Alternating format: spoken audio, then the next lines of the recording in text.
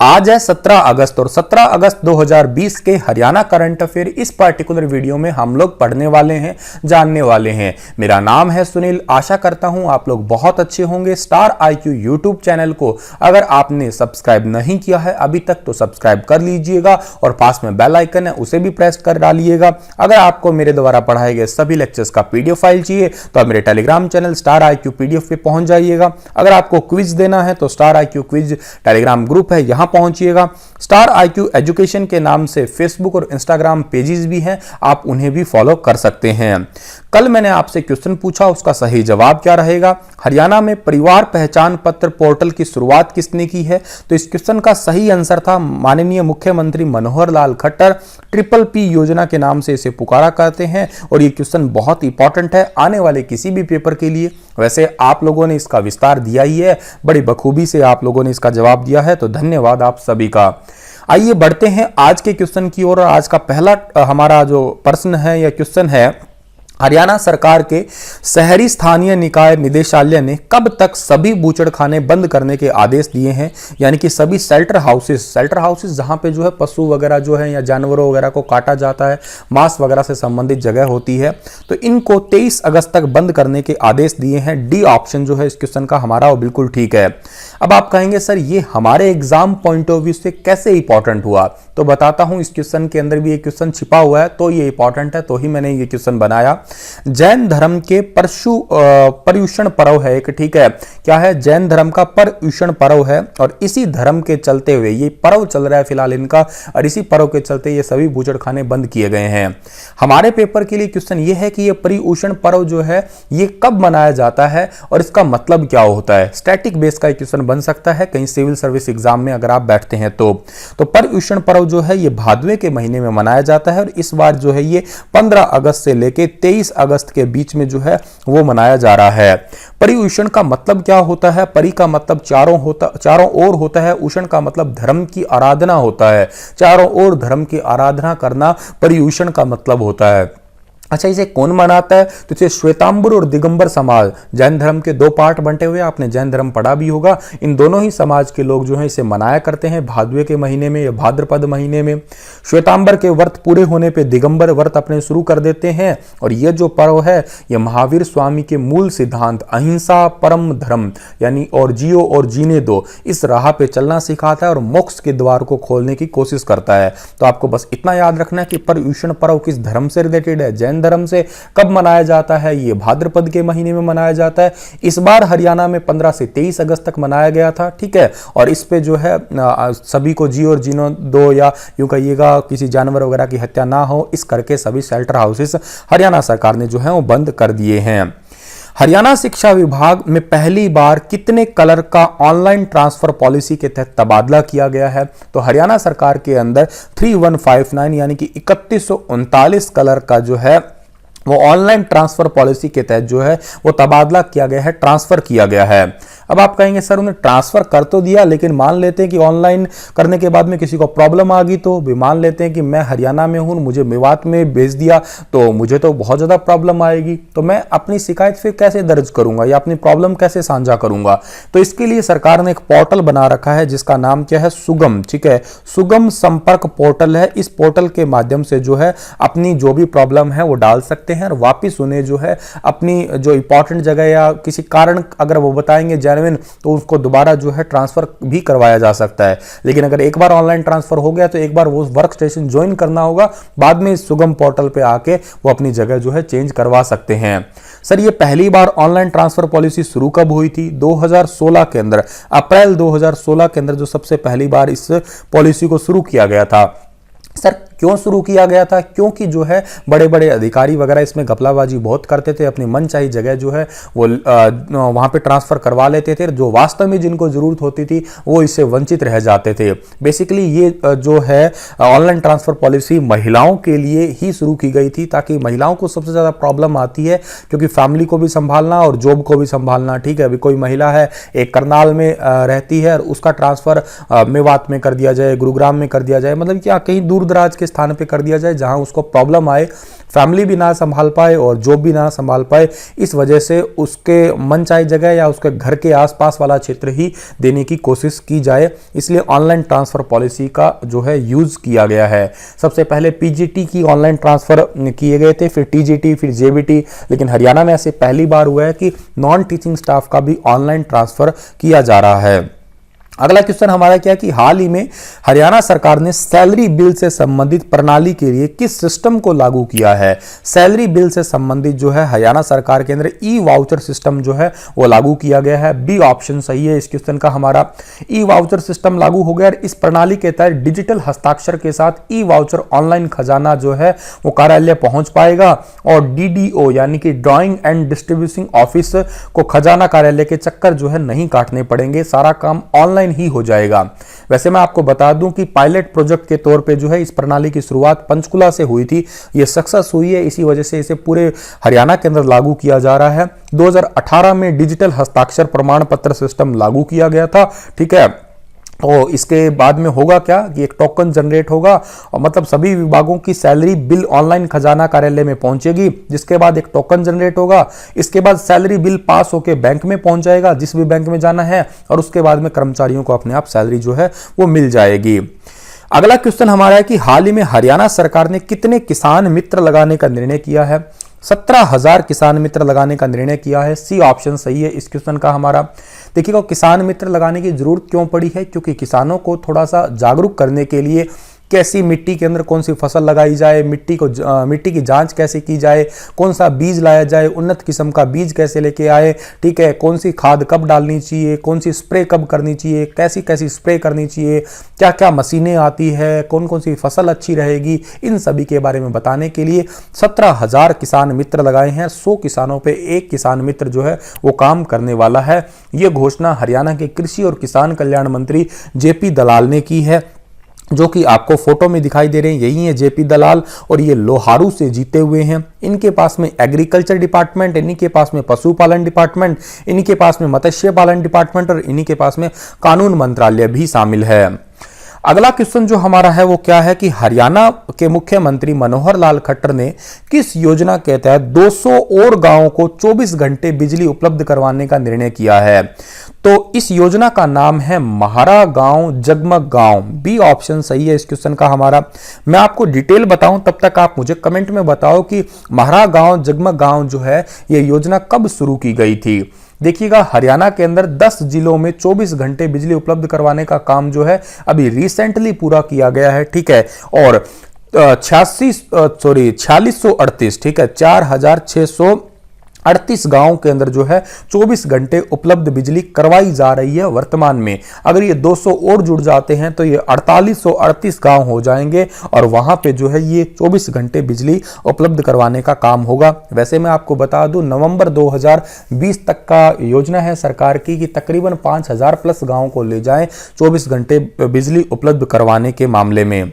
और हरियाणा के मुख्यमंत्री मनोहर लाल खट्टर ये करनाल से जीते हुए हैं। इनके पास में डिपार्टमेंट बहुत हैं, जैसे टाउन एंड कंट्री है, पब्लिक है, हेल्थ है, इरिगेशन है, इंफॉर्मेशन, इलेक्ट्रॉनिक्स, इंफॉर्मेशन और public relation, housing, planning, administration, environment, architecture, general administration, criminal investigation, personal and training, Raj Bhavan और बाकी जो बच गए वो भी इन्हीं के पास में।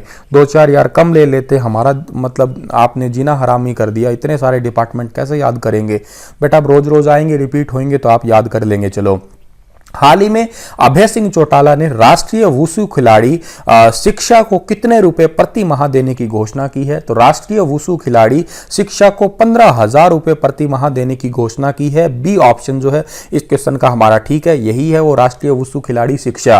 अच्छा, इनको क्यों देने की घोषणा की है, क्योंकि स्टेट गेम में 24 बार गोल्ड मेडल ये जीत चुकी है और इसी के बावजूद भी ये तंगी से जूझ रही है, आर्थिक तंगी से जूझ रही है और दिहाड़ी करने पर मजबूर हो रही है। इन्होंने 3 बार ऑल इंडिया, 9 नेशनल और 24 बार स्टेट मेडल जीत चुकी है, फिर भी किसी भी सरकार का ध्यान इनके ऊपर नहीं गया है। तो थोड़ा सा सरकार की यूं कहिएगा बताने के लिए, सरकार का थोड़ा ध्यान इसकी तरफ लेके आने के लिए ये आपके इनेलो नेता हैं अभय सिंह चौटाला, इन्होंने 15,000 रुपए प्रति माह देने की घोषणा की है। सर ये है कहां की? ये रोहतक के इंद्रगढ़ गांव की रहने वाली है। रोहतक का जिक्र हुआ, इसकी स्थापना 1 नवंबर 1966 को हुई है। हरियाणा की शुगर सिटी कहते हैं, हरियाणा की फिल्म सिटी कहते हैं, और हरियाणा में इसे एजुकेशन हब के नाम से भी पुकारते हैं। उद्योगों में अमूल डेयरी उत्पाद उद्योग है, एशियन पेंट उद्योग और चीनी उद्योग भी फेमस है महम का। हरियाणा के भिवानी जिले के गांव रोहनात में स्वतंत्रता दिवस पर आजादी के बाद कौनसवीं बार तिरंगा फहराया गया है? स्वतंत्रता के बाद जो है आजादी का यूं कहिएगा तीसरी बार यहां पे तिरंगा फहराया गया है। बड़ा ही ट्रिकी क्वेश्चन है, बहुत ही इंपॉर्टेंट तो है ही है। ये याद होगा आपको, थोड़े टाइम पहले भी मैंने ऐसा क्वेश्चन आपको पढ़ाया था, यही क्वेश्चन पढ़ाया था, लेकिन अब इसलिए पढ़ा रहा हूं क्योंकि रिसेंटली 15 अगस्त गया ही है आपका।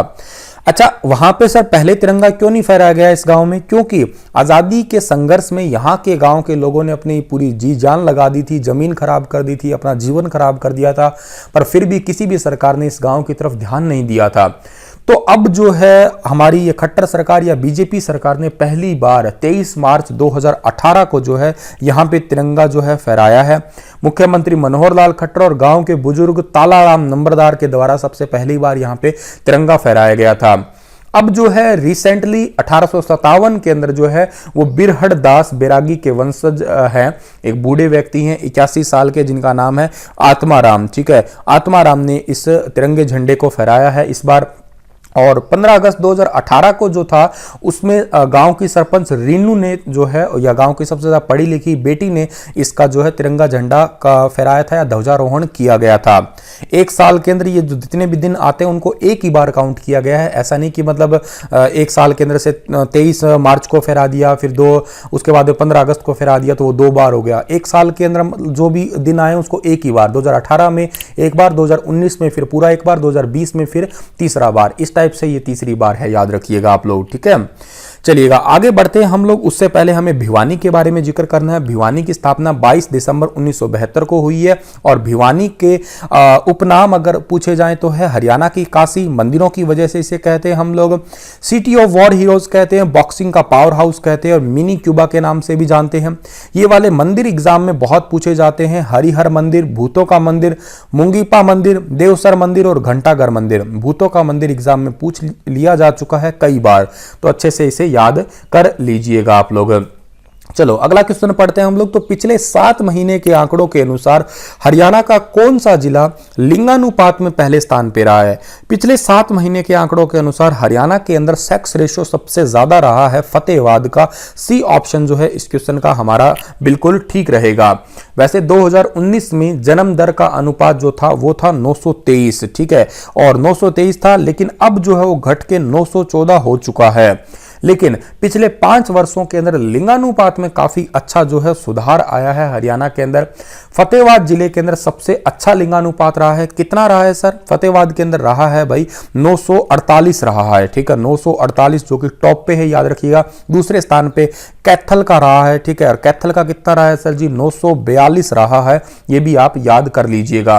फतेहाबाद का आप इन पूरी लिस्ट के अंदर देख लीजिएगा। फतेहाबाद का सबसे अच्छा रहा है, 31 जुलाई तक बात कर रहा हूं। फिर कैथल है, फिर सोनीपत है, फिर पानीपत है, फिर नूह है या कुरुक्षेत्र है, ठीक है। 2019 के अंदर ये था और 2020 के अंदर ये हो गया इनका, ठीक है, तकरीबन 7, 8, 9 महीनों के दौरान ही। सबसे खराब किसका रहा है सर? झज्जर का सबसे खराब 883, करनाल का और फिर पंचकुला का। चलिए आगे बढ़ते हैं हम लोग। हाल ही में किस विश्वविद्यालय ने मारुति सुजुकी इंडिया लिमिटेड के साथ सहमति पत्र पर हस्ताक्षर किया है? तो कौन सी यूनिवर्सिटी ने जो है वो हस्ताक्षर किए हैं सहमति पत्र पे?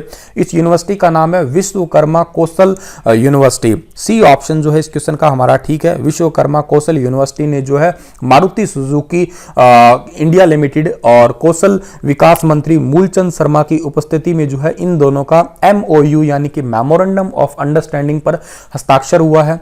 इस MOU का उद्देश्य क्या है? इस MOU का उद्देश्य है BBA यानी कि बैचलर ऑफ बिजनेस एडमिनिस्ट्रेशन के जितने भी स्टूडेंट्स हैं उनको सीखो और कमाओ मॉडल जो है उनका उसको बढ़ावा देना, ठीक है। तो बेसिकली इतना ही काम है। और हरियाणा विश्वकर्मा कौशल विश्वविद्यालय इसकी स्थापना कब हुई थी? 2016 को हुई थी, याद रखिएगा आप लोग। और बात की जाए हमारे इस मारुति सुजुकी का, एक इंपॉर्टेंट क्वेश्चन मैंने रिसेंटली पढ़ाया था, ये अपना ऑफिस जो है वो ट्रांसफर करने जा रहा है। इसकी स्थापना 1982 के अंदर हुई थी। हेडक्वार्टर इसका जो है वो गुरुग्राम में है और 1982 के अंदर स्थापना इसकी गुरुग्राम में हुई थी। केंची जो है इसके सीईओ हैं। और मूलचंद शर्मा का जिक्र हुआ है तो ये बल्लभगढ़ से जीते हुए हैं और ट्रांसपोर्ट मिनिस्टर है हमारे हरियाणा के, और के साथ में माइंस और जियोलॉजी डिपार्टमेंट है, स्किल डेवलपमेंट डिपार्टमेंट इनके पास में है और इलेक्शन डिपार्टमेंट भी इन्हीं के ही पास में है। हाल ही में हरियाणा के किस जिले के प्रत्येक CHC और PHC के अंदर RT-PCR और एंटीजन टेस्ट किट लाने का जो है वो फैसला किया गया है? तो पहले तो आपको यह पता होना चाहिए CHC का मतलब क्या होता है, कम्युनिटी हेल्थ सेंटर, और PHC का मतलब क्या होता है, प्राइमरी हेल्थ सेंटर। और इनके अंदर जो है RT-PCR यानी कि रियल टाइम जो आपकी या यूं कहिएगा रैपिड टेस्ट किट लाने का जो है वो फैसला किया गया है पानीपत के अंदर। सी ऑप्शन जो है इस क्वेश्चन का हमारा बिल्कुल ठीक है। 29 स्वास्थ्य केंद्र और पर जो है RT-PCR और एंटीजन टेस्ट किट उपलब्ध हो जाएगी। और ये CHC यानी कि कम्युनिटी हेल्थ सर्विस सेंटर हैं आपके, ये हेल्थ सेंटर है, और PHC यानी कि प्राइमरी हेल्थ सेंटर है। इनको ये कहा गया है कि आप जो है सभी के सभी मरीजों का ख्याल रखेंगे, आप सभी अपने मरीजों को नंबर भी देंगे, उनका हालचाल भी पूछेंगे और वहां पे उनको जो है किस टाइप से इम्यूनिटी को इंक्रीज करना है, ये सारी बातें बताएंगे। इस वजह से जो है ये सारे के सारे सेंटर या एंटीजन टेस्ट वगैरह जो है किट खोली जा रही है। एक बात आपको मैं बता दूं, जो ये टेस्ट किट वगैरह होती है, जो रैपिड टेस्ट किट का फायदा ये होता है कि ये तुरंत जो है रिजल्ट दे देती है और एक्यूरेट रिजल्ट देती है। ठीक है, एक्यूरेसी भी काफी हद तक इनकी अच्छी होती है। ये ब्लड सैंपलिंग से ही टेस्ट किया जा सकता है रैपिड टेस्ट किट से। पानीपत का जिक्र हुआ है, पानीपत की स्थापना 1 नवंबर 1989 को हुई है। इसे सिटी ऑफ व्यूअर्स कहते हैं, बुनकरों का शहर कहते हैं, हैंडलूम सिटी है, पेट्रोकेमिकल हब है और कास्ट ऑफ कैपिटल भी इसे कहा जाता है। और पंचरंगा अचार उद्योग फेमस है, डीबाबंद सूखी सब्जी उद्योग फेमस है, नेशनल फर्टिलाइजर केमिकल लिमिटेड भी प्रसिद्ध है। आप लोगों के लिए क्वेश्चन है, जैव विविधता बोर्ड के चेयरमैन कौन है? सत्येंद्र सिंह, अर्जुन मोहंती, गुलशन आहूजा, राकेश कालरा। बताइएगा विस्तार से, जितना ज्यादा आपको इसके बारे में पता है। रात को 8 बजे NCERT की क्लास होती है, उसे आप लोग देखना बिल्कुल मत भूलिएगा। धन्यवाद, बस इतना ही था आज का लेक्चर।